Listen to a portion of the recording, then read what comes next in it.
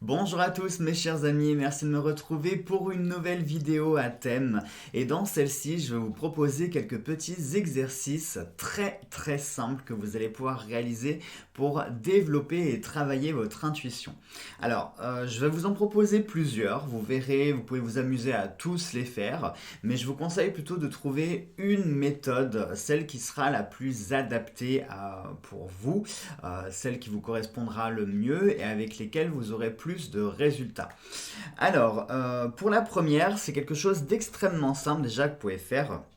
C'est avec des pièces. Alors bon, là moi j'ai des pièces, mes pièces de fortune, mais vous pouvez utiliser des pièces de monnaie, hein. Je pense que tout le monde a 50 centimes, 1 euro, 2 euros dans son porte-monnaie.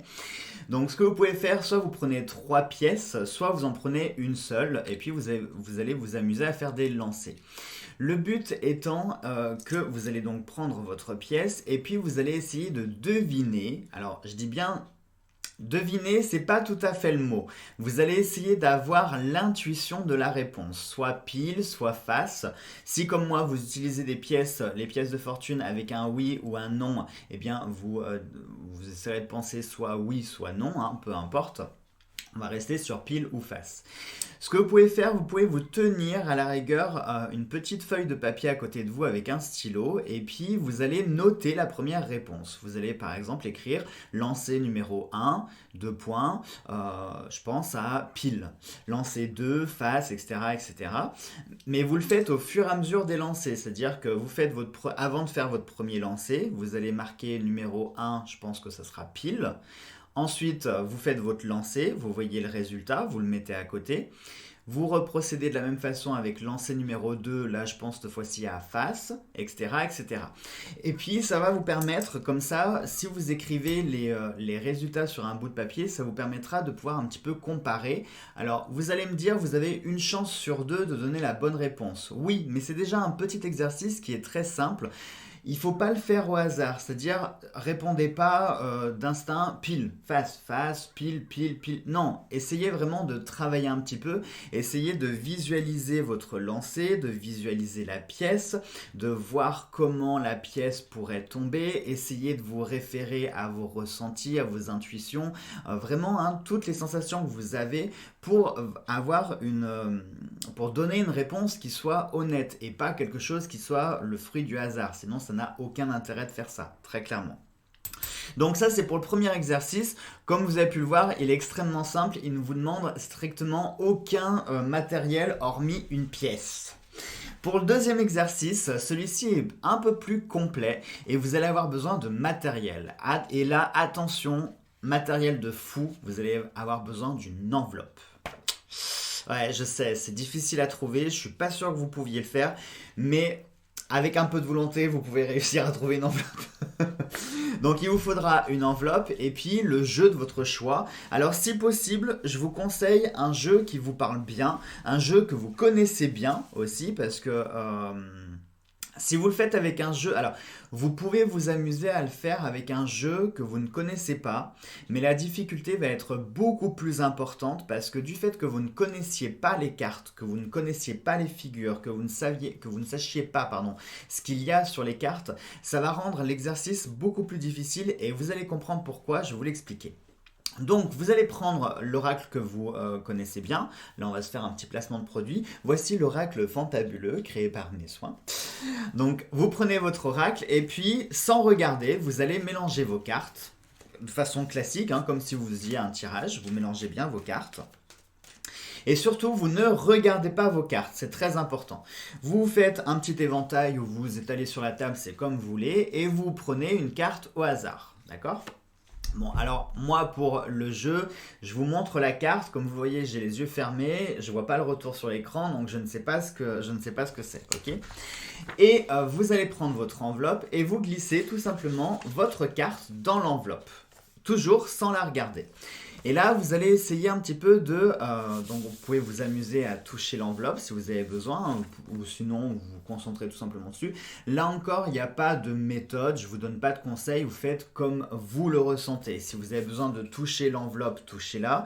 Si vous avez besoin de l'approcher vers votre visage, vous le faites, de la mettre sur le cœur, enfin, de la mettre à 3 km, c'est comme vous voulez, peu importe. Et vous allez essayer de vous concentrer sur ce que vous avez, sur les ressentis qui viennent de façon naturelle. Là, vous voyez, moi, par exemple, ce qui m'est venu, je voyais la carte de la rose. Alors, c'est peut-être pas du tout ça. Vous le savez, vous avez la réponse. Je voyais des fleurs, je voyais beaucoup de fleurs. Je voyais quelque chose qui était fleuri, je voyais quelque chose qui était coloré, dans des teintes de rouge. Ça se trouve, c'est peut-être pas ça du tout non plus, d'accord? Mais ce n'est pas grave.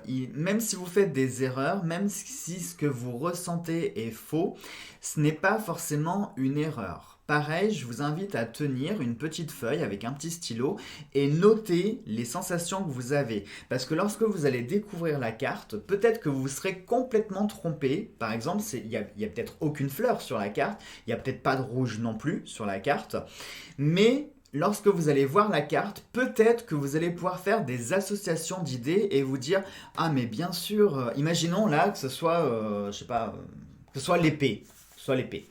Eh bien, le rouge aurait pu peut-être symboliser la couleur du sang. Pourquoi pas? Et du coup, votre intuition a fait un rapprochement sur rouge égale sang, sang égale blessure, blessure égale quelque chose qui tranche, dague, épée, etc. Et le fait de connaître votre jeu, comme là dans le fantabuleux, moi je sais qu'il n'y a pas de carte de dague, mais je sais qu'il y a la carte de l'épée. Et ça peut trancher, ça peut faire une blessure. Pareil pour les fleurs, hein, toujours dans la même continuité, on peut se dire pourquoi du coup j'ai vu des roses. Les roses, il y a des épines dessus. Qui dit épine dit quelque chose qui pique, et la carte de l'épée a un bout piquant justement. Vous voyez, donc quand vous allez faire cet exercice, c'est important de noter un petit peu ce que vous ressentez, parce que lorsque vous allez découvrir la carte, vous pourrez comparer et vous dire non, pourtant ça correspond pas à ça. Mais si, essayez d'analyser, de pousser un petit peu plus loin et vous verrez que s'il y avait des choses qui potentiellement pouvaient correspondre justement, mais vous n'avez pas fait le rapprochement alors que c'était déjà le cas. Bon, du coup, on va se le révéler. Est-ce que c'était la rose? Est-ce qu'il y avait du rouge? Pas du tout. Vous voyez, pas du tout. C'était la carte de l'eau. Il n'y a pas de rouge, c'est du bleu. Il n'y a pas de fleurs. Mais on peut faire le rapprochement en se disant que potentiellement, je venais de vous parler de sang. Regardez l'eau qui est quelque chose de liquide. Donc finalement, le rouge égale sang, sang égale liquide. Donc qui dit liquide dit eau. L'eau étant l'élément de la vie. La vie, la couleur de la vie, c'est le rouge. Hein, le rouge pour le sang. Pourquoi les fleurs? Eh bien parce que les fleurs ont besoin d'eau, tout simplement. Hein. On peut faire des rapprochements comme ça, d'accord? Et vous pouvez vous amuser, ça, à le faire. Alors pareil, on ne cherche pas à deviner, encore une fois. Ne cherchez pas à deviner quelle est la carte qui est cachée dans l'enveloppe. Non, simplement, vous laissez faire votre intuition et les premières images qui viennent se manifester à vous, voilà, vous les laissez faire, vous écrivez votre ressenti et quand vous découvrez la carte, vous faites des comparatifs. Voilà, ça c'est un exercice que j'aime beaucoup parce que c'est quelque chose que je trouve extrêmement simple, très accessible et qui porte vraiment ses fruits. Croyez-moi, si vous faites ce petit exercice assez régulièrement, vous pouvez facilement développer votre intuition et surtout, ça vous permet de bien connaître un jeu parce que du coup, vous allez pouvoir associer de nouvelles idées, de nouvelles interprétations sur des cartes qui qui ne vous parlaient pas comme ça à l'origine. Comme là, moi, bon, c'est un mauvais exemple pour le coup, mais la carte de l'eau, je peux désormais l'associer à quelque chose qui symbolise la vie. C'était déjà le cas avant. Mais pour vous dire, si par exemple pour moi l'eau c'était, je sais pas, je voyais des larmes de tristesse, des larmes de joie, etc. Là du coup, en ayant eu cette intuition de la vie, du sang, je vais pouvoir associer l'eau, l'élément de l'eau, avec la vie. Et vous verrez que vous ferez des tirages qui seront beaucoup plus riches, beaucoup plus complets. Vous irez beaucoup plus dans le détail aussi avec ce type d'exercice. Ensuite, il y a, alors je vais pas vous la sortir, enfin je vais pas la porter. Vous avez la boule de cristal. Alors ça, on part dans des matériels qui un petit peu plus onéreux. Bon, après les boules de cristal, on arrive à en trouver un peu à tous les prix. Attention aux boules de cristal que vous investissez parce que vous avez les boules de cristal le verre.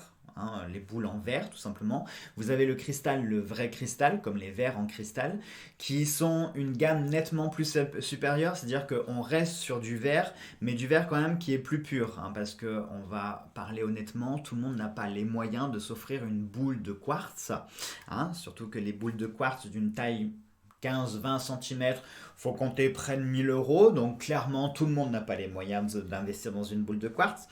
Donc ce que je vous conseille, c'est plutôt une boule de cristal. Il vaut mieux qu'elle soit petite, mais que ce soit du vrai cristal, plutôt que ce soit une grosse et que ce soit une simple boule en verre. Hein, voilà, il vaut mieux s'orienter vers vraiment une boule en cristal. Donc la boule en cristal, comment est-ce que ça fonctionne? Attendez, je vais quand même vous la prendre. Si je m'approchais, ce serait peut-être mieux, non? Alors, la boule en cristal, comment est-ce que ça fonctionne? La boule en cristal ne va pas vous permettre d'avoir des visions, hein, on est bien d'accord, c'est comme quand je vous dis, ce ne sont pas les cartes qui vous apportent la vision, mais c'est vraiment votre potentiel et votre capacité psychique qui vous le permet. La boule de cristal, à l'égal des cartes, n'est ni plus ni moins qu'un support, d'accord? Donc la boule de cristal qui pèse 1 tonne... L'exercice de la boule de cristal, il vous faut vous mettre dans la pénombre la plus complète, si possible dans une pièce où il fait noir, et vous allez juste vous éclairer à la lueur d'une bougie. Attention, il ne faut pas que cette bougie soit dans l'axe direct de la boule parce que du coup, elle va apporter sa lumière dedans et vous allez voir les reflets de la bougie. Non, il faut vraiment que la lumière soit diffuse, elle soit indirecte à la boule de cristal. Il ne faut pas que vous voyez la flamme en fait dans le reflet de la boule de cristal. Si vous voyez la flamme dans le reflet, c'est mort, c'est pas bon. Donc il faut que vous modifiez, que vous trouviez l'angle jusqu'à ce que ce soit parfait. Et tout simplement, la boule de cristal va vous permettre de focaliser votre regard. Donc vous fixez un point particulier dans la boule, hein, vous fixez un point particulier et vous allez laisser complètement votre esprit et votre psychisme faire le reste. Donc vous pouvez avoir plein de choses, ça peut être des images, des enchaînements d'images, un peu comme un diaporama. Ça peut être des scénettes, donc les scénettes ce sont des petites visions où vous voyez des actions se réaliser. Vous pouvez voir comme des formes, des prénoms, des chiffres, etc. Et pareil, la boule de cristal, ça peut être un très bon outil si vous l'employez pour des bonnes choses, évidemment, parce que n'oubliez pas que chaque support de divination reste quand même une fenêtre sur des plans parallèles, d'accord? Quand j'entends dire « Oui, la Ouija, c'est dangereux », non, il n'y a pas que la Ouija qui est dangereuse, il y a les cartes, il y a le pendule, il y a la boule, il y a tout. Dès que vous pratiquez, de toute façon, quoi que ce soit en lien avec l'ésotérisme, vous ouvrez une fenêtre ou une porte, dans tous les cas.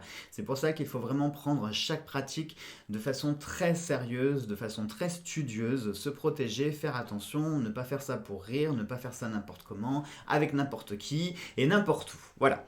Donc la boule de cristal, je vous en parle pas plus parce que voilà, peut-être que tout le monde n'a pas les moyens d'investir dans une boule de cristal, je le conçois complètement, hein, c'est quand même un objet, mais ça peut être quelque chose qui est très intéressant aussi pour travailler votre intuition au quotidien. La boule de cristal, vous pouvez l'utiliser en séance, alors personnellement, moi je ne l'utiliserai pas en séance directe. La boule de cristal, il faut quand même que vous ayez un petit support à côté pour venir compléter. Par exemple, un jeu d'oracle ou un tarot peut être bien parce qu'en fait, ce que vous allez plus ou moins percevoir dans la boule de cristal, vous pourrez vous aider avec le tarot ou l'oracle pour avoir des images plus précises. Parce qu'au début, lorsque vous allez pratiquer la boule de cristal, très souvent, on a des formes, mais c'est très vague. Ça. Par exemple, si je vous dis un triangle, vous pouvez voir un triangle. Bon, ben, un triangle, ça peut correspondre à plein de choses. Ça peut être un sapin, ça peut être une pyramide, ça peut être le toit d'une maison. Enfin, voilà, un triangle, c'est flou. Et le fait d'apporter certaines précisions avec un oracle ou un tarot, ça peut vous permettre justement d'avoir une image plus claire. Jusqu'à ce que, à force de travail, vous ayez des choses plus précises, plus concrètes et plus palpables. Allez, je vais la ranger parce que... Comment dire qu'elle fait son poids. Allez, ensuite, l'autre que je voulais vous proposer, j'aurais dû vous le suggérer tout de suite parce que du coup là je l'ai oublié. Attendez, ça va me revenir, ça va me revenir. Les numéros. Alors bon là je vais prendre mes baguettes parce que j'ai rien qui ferait office de numéro. Ah si, j'ai des dés, j'ai des dés. Alors, vous pouvez utiliser des dés. Alors, des dés, pas des dés. Si vous connaissez un DD, vous l'utilisez pas lui, d'accord? Dés, plus loin, dés pour jouer, hein. Qu'on soit d'accord. Et pareil que pour les pièces, vous allez pouvoir vous amuser. Alors là, l'exercice, si vous voulez le faire un petit peu plus complet, vous pouvez vous amuser. Est-ce que vous connaissez le jeu, le Yahtzee ou l'Yams? Pour ceux qui ne connaissent pas, c'est un jeu qui est extrêmement simple. On va utiliser 5 dés et le but du jeu, on va faire 3 lancers. Et dans ces 3 lancers, on va devoir faire des combinaisons particulières. Soit on va devoir rassembler des 1, des 2, des 3, des 4, des 5, des 6. Soit on va devoir faire des suites, donc de 1 à 5 ou de 2 à 6. Des foules, des carrés, des brelans. Le Yams, c'est le fait d'avoir les 5 dés identiques. Enfin voilà, c'est... tapez sur YouTube Yams ou Yahtzee si vous êtes intéressé, c'est un super jeu. Voilà. Bref. Et vous pouvez vous amuser donc avec ces dés à, pareil, travailler votre intuition. Alors soit vous pouvez commencer avec un premier dé. Vous faites juste avec un dé. Pareil, avant de lancer votre dé, vous allez essayer de sentir le chiffre qui va sortir. Donc de 1 à 6. Pareil, là, on grandit un peu le jeu, puisque les pièces, vous aviez une chance sur 2, là, vous avez une chance sur 6 de trouver le bon numéro. Donc déjà, ça devient un petit peu plus complexe. Et pareil, donc vous écrivez sur votre petite feuille le numéro auquel vous pensez le plus. Alors ça peut être un numéro aussi qui, comme ça, hein, qui s'affiche directement à vous, comme pour ceux qui m'ont suivi, hein, le coup de la baguette 45, j'ai à peine fermé les yeux et j'ai été, mais comme si on avait mis une claque et j'ai vu le 45 écrit en bien gros dans ma tête. Parfois ça peut être ça, vous pouvez avoir un numéro comme ça qui vous frappe tout de suite. N'hésitez pas, quand ça vous arrive, ce genre de choses, à mettre sur votre bout de papier une petite croix, un petit plus, un truc pour différencier. Ça permet de voir justement les choses qui se manifestent à vous de façon beaucoup plus spontanée et sans réfléchir par rapport aux choses où il faut un petit peu plus chercher, d'accord? Ça peut être intéressant parce que, pourquoi je vous dis ça? Vous pouvez suivre votre évolution dans le temps, c'est-à-dire qu'au début... ça peut arriver une ou deux fois que vous ayez vraiment un flash direct et quelque chose qui s'impose à vous. Mais très souvent, il va falloir faire appel à son intuition.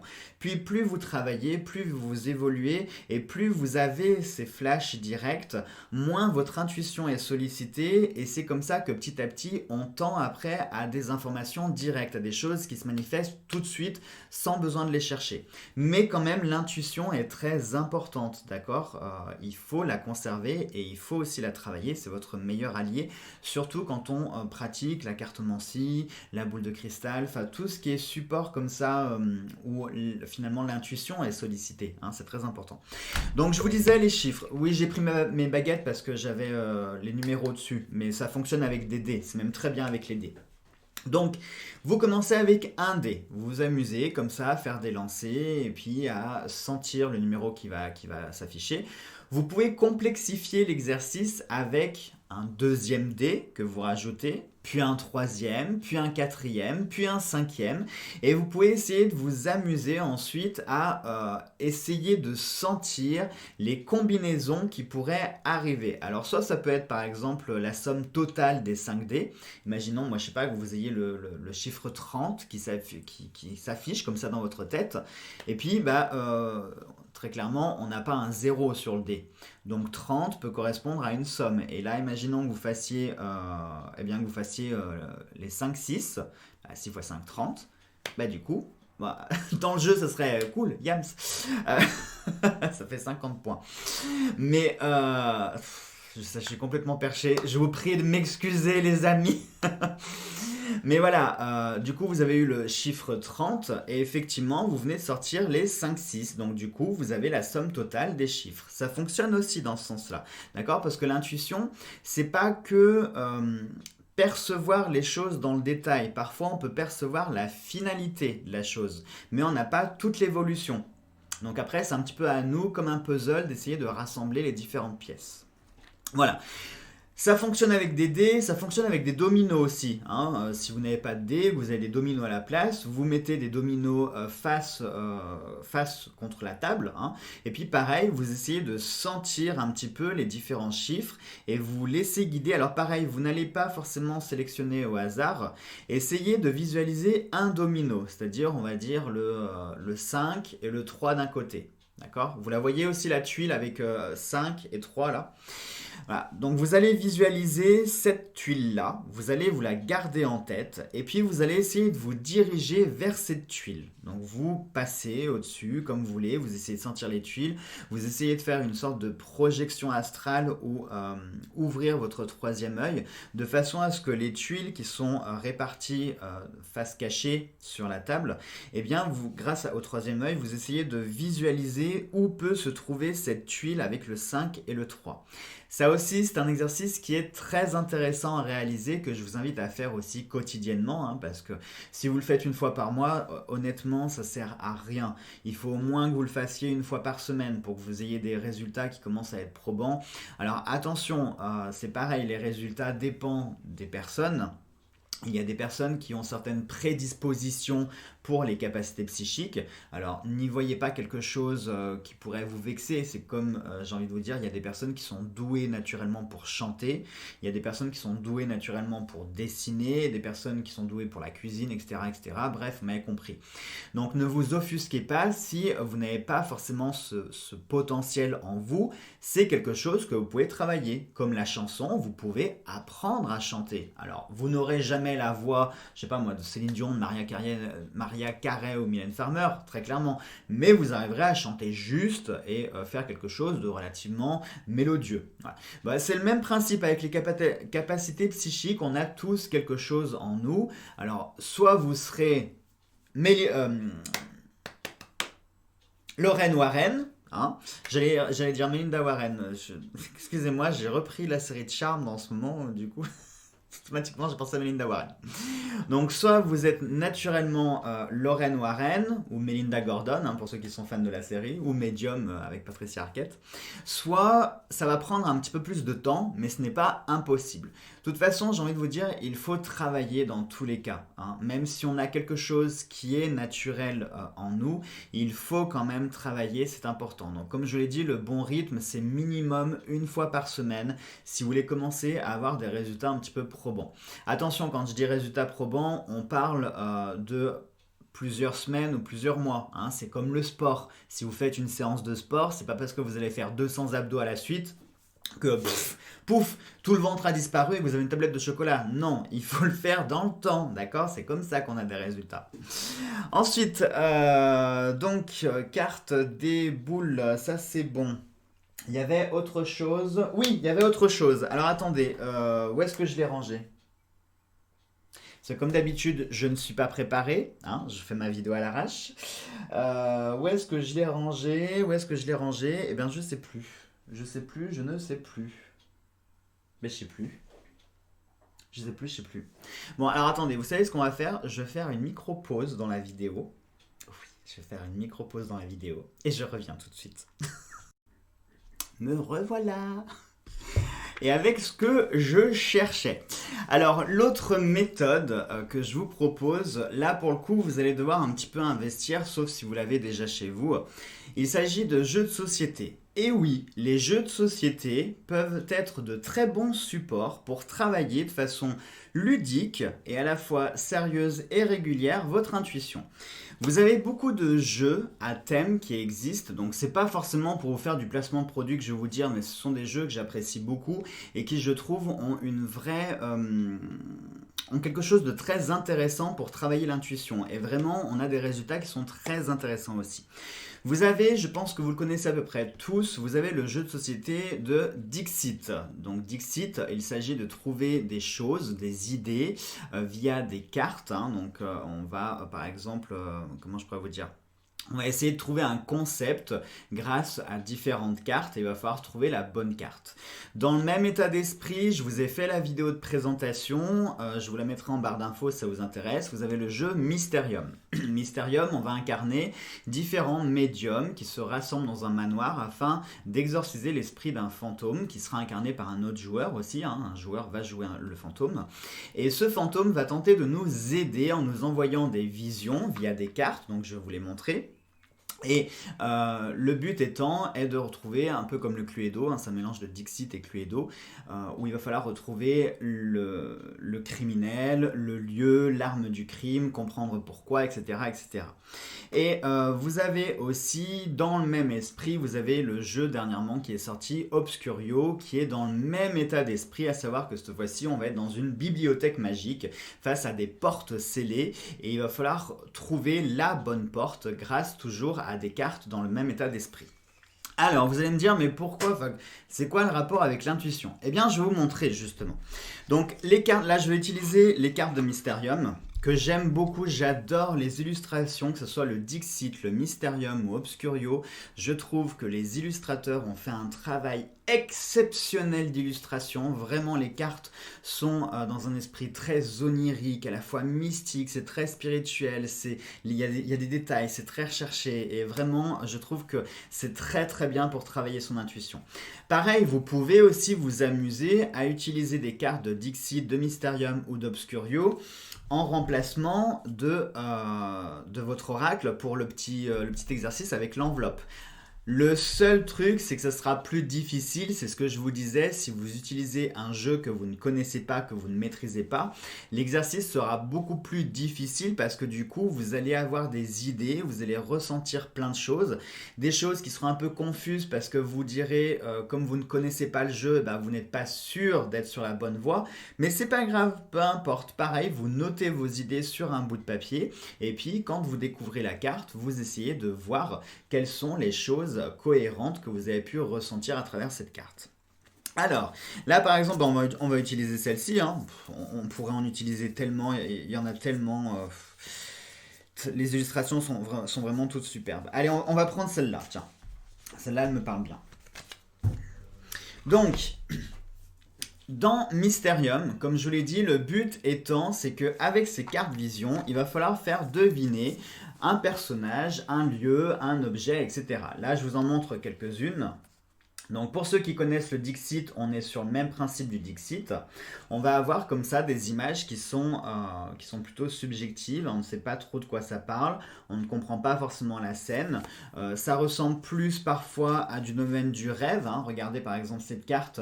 On serait plus sur un domaine onirique que vraiment sur quelque chose qui serait réel.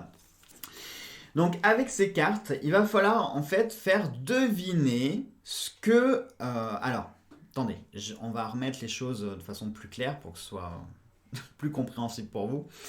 Le rôle qui est le plus intéressant dans Mysterium, par exemple, c'est vraiment le rôle du fantôme. Puisque le rôle du fantôme, c'est lui qui va attribuer des personnages au médium, des lieux au médium, des armes et des causes. Voilà. Et donc le fantôme va devoir faire deviner le personnage, le lieu, etc., etc. Et du coup, il va s'aider de ces cartes-là pour faire deviner ce qu'il veut faire deviner, finalement. Donc là, imaginons, moi, je sais pas que... un exemple tout bête, attendez. On va faire comme si on jouait pour de vrai, du coup je vais en prendre 7, 2, 4, 6 et 7. Imaginons par exemple, bon là c'est simple, imaginons que je veuille vous faire deviner un lieu. Regardez la carte que je vous montre, on peut y voir des bulles, une baignoire, de l'eau, un bateau, la mer. Et là je vais vous faire deviner un lieu d'une maison. Spontanément, quel est le lieu auquel vous allez penser avec cette carte? Tout de suite, là d'emblée, ça serait une salle de bain. La baignoire, les bulles, etc. Tout de suite, vous voyez une salle de bain. Ah, c'est très bien. Ça, c'est le côté un petit peu facile. Pareil, imaginons que toujours pour les lieux, je vais vous faire deviner, encore une fois, le lieu de la maison et je vais vous montrer ces deux cartes. Qu'est-ce qu'on peut y voir? On voit par exemple des espèces d'étoiles et de planètes, mais des planètes qui ressemblent à des fruits. On peut y voir un petit pingouin sur le devant de la carte avec une petite poudrière, donc soit du sucre, soit du sel. Donc tout de suite, un lieu, on voit de la nourriture, une salière ou une sucrière. En lieu, tout de suite, ce serait la cuisine. Voilà. Et vous allez donc agir comme ça tout le long du jeu pour les personnages, pour les lieux, pour les armes, etc. etc. Et je trouve que c'est un jeu qui est très intéressant, que ce soit le Dixit qui est sur le même principe, ou Obscurio exactement aussi sur le même principe. C'est très intéressant parce que là, du coup, vous allez cette fois-ci transformer vos visions, ce que vous avez en vous, et le faire deviner aux autres. Et ça aussi, c'est important, ça vient en complément quand on pratique la divination, la voyance, etc. Parce qu'il y a ce que nous, on reçoit et ce que l'on interprète, mais comme une sorte de, comment on pourrait dire, imaginez que vous êtes une sorte de box internet, c'est-à-dire que vous recevez à la fois un signal, quelque chose qui vient en vous, mais à la fois ce signal, vous allez devoir le retransmettre de façon plus claire et lisible. Donc la box internet va recevoir un signal électrique qui est un petit peu flou, vous connaissez plus ou moins juste la fréquence, c'est tout. Et cette fréquence, ce signal électrique, eh bien, vous allez le transformer pour en faire de l'Internet, de la Wi-Fi, quelque chose que l'on peut utiliser, que l'on peut comprendre et interpréter de façon plus claire. Eh bien, c'est pareil, un cartomancien, un voyant, un médium, peu importe le nom que vous y mettez dessus, va jouer ce rôle de box Internet. Il va recevoir un message, donc des guides, des énergies, du lieu qui l'entoure, des entités qui sont présentes, peu importe quoi. Il va recevoir ce message avec ses fréquences qui peuvent être un petit peu floues, qui peuvent être confuses, et grâce à ces différents supports, il va devoir transformer ce message pour en faire quelque chose de plus clair et ensuite retransmettre le message par des mots, par des images, par un contexte, par des métaphores, par des choses qui vont parler à la personne qui le consulte. Voilà. Je pense qu'on a fait le tour cette fois-ci dans les... Si, encore un petit dernier exercice que vous pouvez faire, toujours pareil avec votre jeu d'oracle préféré, votre tarot, peu importe. Vous allez mélanger vos cartes comme d'habitude, sans les regarder, encore une fois. Et c'est un peu le même exercice que l'enveloppe. Cette fois-ci, on ne va pas utiliser d'enveloppe, on va utiliser un tirage direct. C'est-à-dire que vous allez prendre votre paquet comme ça, et puis vous allez essayer un petit peu de vous concentrer sur les cartes qui sont au-dessus du paquet, d'accord? Vous allez essayer de ressentir des chiffres, des lettres, des couleurs, des images, des associations d'idées, peu importe. Et puis, paf, vous allez... C'est marrant, je vous parlais de la carte de l'épée tout à l'heure. Vous voyez les amis? En fait, je l'avais anticipé, la carte de l'épée, tout simplement. Et puis donc, vous allez tirer comme ça. Là, par exemple, vous allez vous dire, tiens, je ressens tiens, la couleur violet, je vois quelque chose qui serait plutôt cubique, etc., etc. Paf, vous retournez et puis vous voyez la carte qui apparaît. Vous vous trompez, vous avez juste, peu importe, mais ce qui est bien, c'est d'analyser. C'est-à-dire que si vous vous êtes trompé, là par exemple, c'était pour l'exemple, je ne voyais pas quelque chose de violet et de cubique. En plus, j'ai rien qui correspondrait dans le jeu. Si, j'ai la carte du cadeau qui est cubique et qui est violet. Mais si vous vous êtes trompé, ne soyez pas dans le fataliste en disant « Ah bah oui, mais ça y est, je suis nul, j'y arrive pas. » Non! On apprend de ses erreurs. Pourquoi est-ce que vous avez senti quelque chose de cubique? Pourquoi est-ce que vous avez senti quelque chose de violet? Je ne sais pas, essayez de l'analyser. Par exemple, là on a la carte de l'ange. Le cubique, est-ce que ça serait la forme géométrique par exemple pour la triquetra? Est-ce que le violet pour vous c'est une couleur qui vous parle et que vous avez associé à des choses angéliques et divines, donc du coup vous êtes dans le vrai? Enfin vous voyez, il faut vraiment apprendre de ses erreurs, il ne faut pas juste s'arrêter parce que vous avez fait une erreur. Il faut persévérer les amis, ça c'est très très important, ne vous arrêtez jamais. Parce qu'au début, il est clair que vous allez en faire des erreurs. Vraiment, vous allez en faire beaucoup. Et même encore aujourd'hui. Je vois par exemple, moi ça fait près de 20 ans que je fais ça. Il m'arrive encore de faire des erreurs et c'est normal. Et en plus, c'est humain que vous fassiez des erreurs. Parce qu'il suffit, quand vous faites ce genre d'exercice, je vais vous donner encore quelques conseils. Soyez vraiment dans des conditions optimales, c'est-à-dire mettez-vous dans une pièce où vous êtes sûr que vous ne serez pas dérangé, où vous n'avez pas de bruit extérieur. Coupez votre téléphone.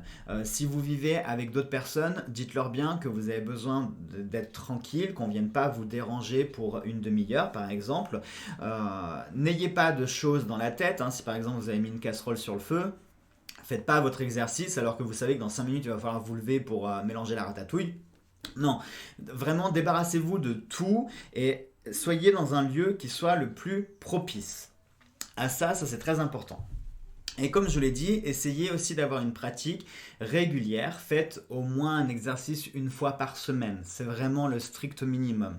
Le mieux serait de le faire 2-3 fois par semaine, hein. Alors quand je vous dis 2-3 fois par semaine, c'est pas la peine d'y consacrer 4 heures d'affilée non plus. C'est comme pour le sport. Le sport, ça sert à rien de faire des séances de 5 heures d'affilée. Ça vous fera pas maigrir plus vite et vous prendrez pas du muscle plus vite non plus. Vous allez juste vous épuiser complètement et voire même mal finir. Donc non, il vaut mieux en faire un petit peu mais régulièrement. Donc par exemple, même si vous voulez faire tous les jours, vous pouvez vous amuser à le faire tous les jours. Vous vous dites par exemple, allez tiens, je me fais un petit quart d'heure 20 minutes, un quart d'heure 20 minutes sur une journée. C'est quoi? C'est pas grand chose, ça peut être votre moment de détente après une journée, etc. Donc vous prenez un quart d'heure 20 minutes et puis vous sélectionnez l'exercice de votre choix parmi ceux que je vous ai proposés.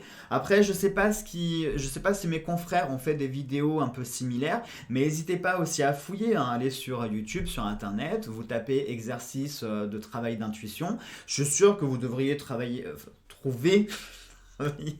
Je suis sûr que vous devrez trouver des choses intéressantes aussi à faire, peut-être en complément, peut-être redondantes avec ce que je vous ai dit, peut-être d'autres choses qui sont nouvelles que moi-même je ne connais pas. Là, moi, je vous ai vraiment exposé les exercices que je connais, que j'ai pratiqués, que je pratique encore, mais certainement qu'il existe encore d'autres choses pour travailler, j'en doute absolument pas. Voilà mes chers amis, eh bien c'est le cas de le dire, vous avez désormais toutes les cartes entre vos mains pour pratiquer. Maintenant, vous n'avez plus qu'à oser le faire tout simplement, et comme je l'ai dit, n'ayez pas peur d'échouer, c'est même important d'échouer, ça vous permettra d'apprendre de vos erreurs. Et encore, est-ce que on peut vraiment parler d'échec dans la divination, dans la voyance, etc. Non, parce qu'il peut y avoir plein de facteurs qui font que vous allez être troublé. Il suffit que vous ayez une pensée sur quelqu'un ou sur quelque chose à ce moment-là. Il suffit que vous soyez un petit peu fatigué, que vous ayez mal dormi, que vous soyez un petit peu contrarié, que vous soyez un peu malade, que vous ayez faim, que vous soyez mal assis. Parfois, il suffit de très peu pour troubler votre esprit. C'est pour ça que je dis qu'il faut vraiment des conditions optimales et quasi parfaites si vous voulez faire un travail voilà, vraiment en profondeur. Allez, sur ce, prenez bien soin de vous. On se retrouvera pour de prochaines vidéos sur des thématiques différentes et d'autres petits exercices. Et puis voilà, à très bientôt. Gros bisous à tous.